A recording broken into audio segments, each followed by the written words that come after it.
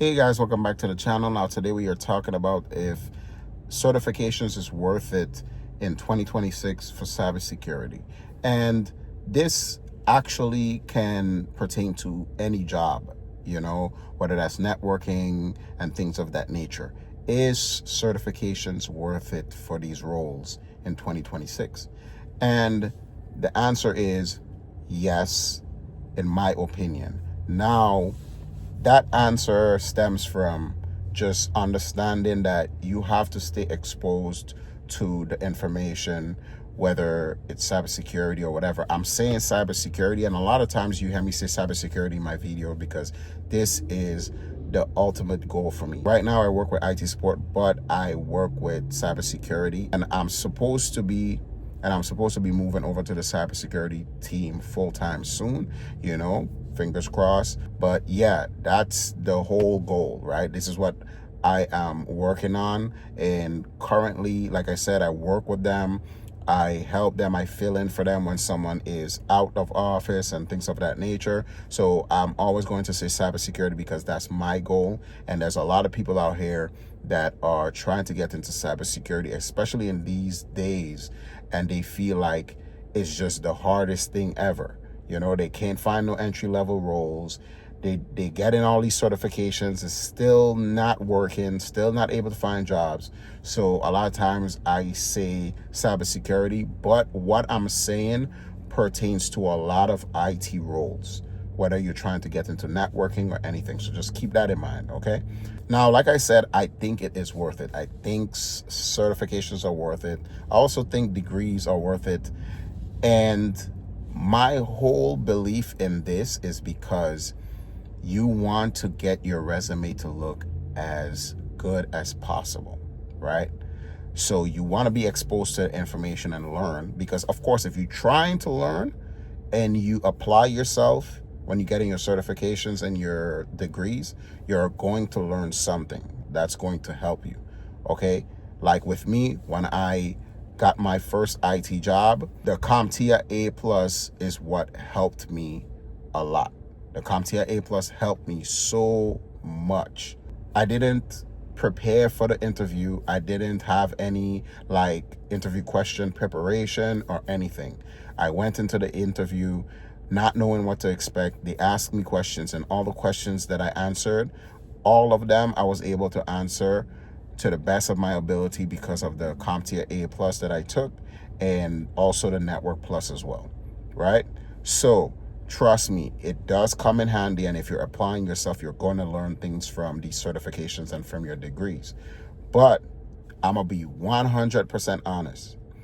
If you are doing a lot of hands-on stuff, you messing with a lot of tools, a lot of hack me labs, hack the box labs, and you have someone that's willing to hire you, right? Someone a friend or whatever, and they give you a job, you can do just as good as the person who has all the certification and degrees. Because a lot of these jobs and skills, you only gonna get really good at it by doing it. Someone might go to school for using Splunk, and they don't use Splunk as much as you use Splunk. You probably got a free membership and you use this every single day. Who you think gonna be better at it?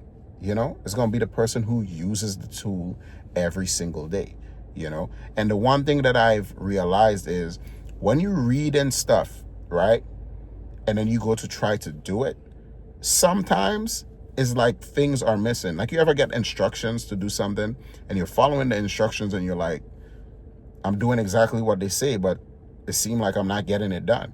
And then you mess with it until you figure it out, and you're like, oh, this is how this goes, or this is how that goes, right? That's how it works, right? You might read the instructions, or you might read the textbook, you might grasp a lot of it, but when you go to actually perform it, you're like, man, I can't get this done. You're asking questions, you're still researching, you still, So the best thing to do is do a lot of hands-on. Figure out what the top tools in the industry is. So like I said, if you're going to be into cybersecurity, figure out what's the top SIEM tools. Figure out what these tools are and actually get lessons on doing it. Now, you could do some certifications and do some courses on it, but you have to be doing hands-on. So when everybody asks me what I think about certifications and these and that, also when it comes to certifications, sometimes we are just training and learning and studying just to pass.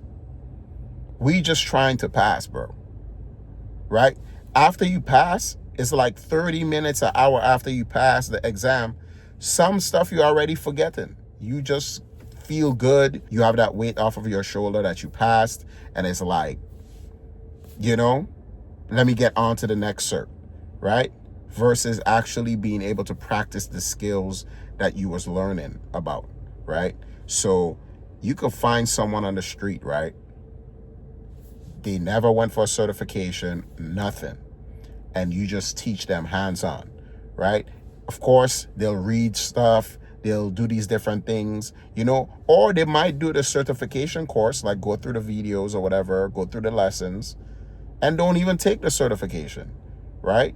And just do a whole lot of hands-on and practicing every day and be better off than the person that has all the degrees, all the certifications, So certifications to me, it just like helps your resume look good. Yes, you can learn from it, of course.